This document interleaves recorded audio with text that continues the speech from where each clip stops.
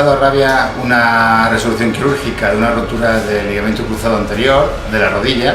Hemos usado una técnica que se llama TPLO o nivelación de la meseta tibial mediante un corte circular. Nos da una gran estabilidad con placas bloqueadas y eso nos da un gran éxito a la hora de la cirugía.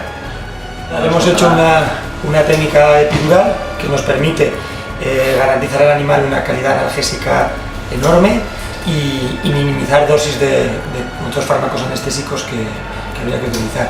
Además, el efecto analgésico del epidural se prolonga varias horas y así conseguimos una buena analgesia también en el posoperatorio.